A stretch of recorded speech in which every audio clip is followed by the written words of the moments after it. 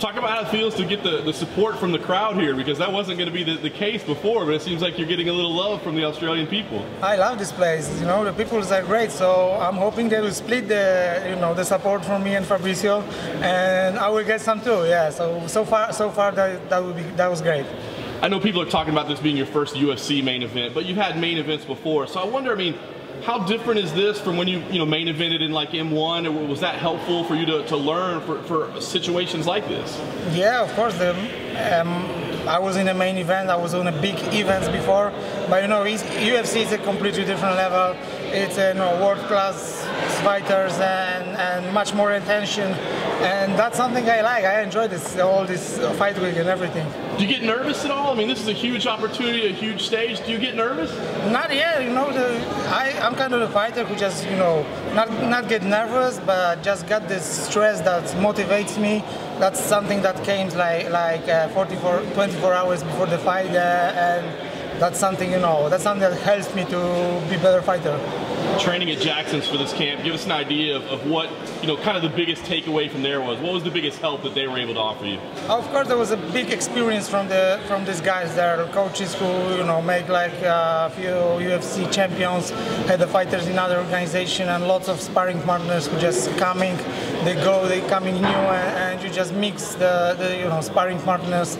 So that's the biggest effort I get. I think everybody's been talking about your jiu-jitsu versus his jiu-jitsu, but how about your striking versus his striking? I mean, we saw a decent display here. How do you think you match up with him on striking?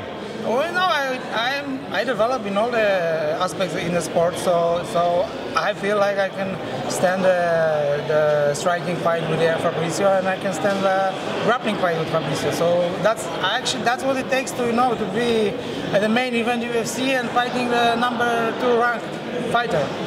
His last fight with Walt Harris was so fast. When you watched that fight, were you impressed by it, or did you just feel like Walt Harris wasn't ready for that type of competition? I was impressed. I'm the guy who was impressed by all the Fabricio performance. He did a lot in the sport. He achieved the championship. He beat very good fighters at this moment when he was fighting them.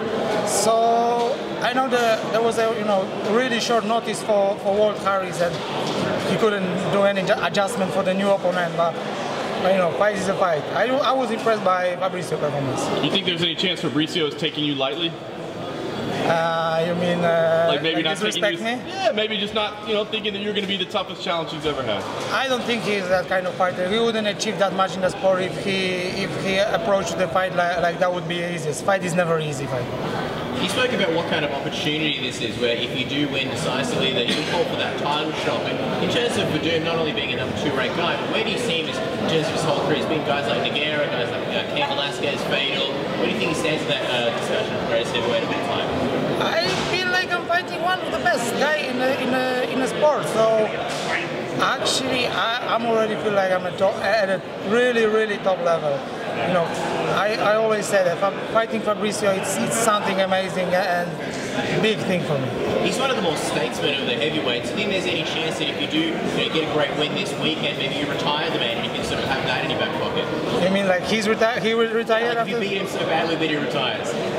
I don't think Fabricio would retire to being like #2 ranked fighter. I think it takes much more to Fabricio for retire. Sort of on a side note, obviously Ioanni Jędrzejczyk, massive hero in Poland, recently lost their title race over Jonas. What was that sort of, I guess, the shockwave felt like in Poland, you being a Polish guy, sort of having that connection? How did the Polish people take it? That wasn't really happy days for all of us, because Joanna have a big support in Poland and lots of fans. They were really happy about to have the champions. She lost it, but in my opinion, now her next fight will be much more interesting, because people will want to see if she will get this bag and how she handled it, physically, mentally and everything. Are you in favor of the rematch, perhaps? If she will be a favorite? Yeah, if she has a rematch against Rose. I think so, yeah. She will be a favorite. Otherwise, if she doesn't, maybe Poland needs a new hero, and there's a lot of great fighters in other organizations. Do you think maybe you could be that hero that Poland needs at the moment, that champion? Of course, man. I think Polish people can have a few heroes, so there is much more coming from Poland. Be aware of that. Just a quick question. We know that obviously the crowd loves you here, but in terms of Poland, have you been getting a lot of messages of support from Poland? Are any celebrities messaging you or texting you, or anybody from back home? Any fun messages you can share with us? Any kind of supporting messages? You know, it's really hard to count the amount of messages and all the movement of my social media. It's a really big support from Poland, from actually the Polish people around the world. They support me, and that's really big. Yeah.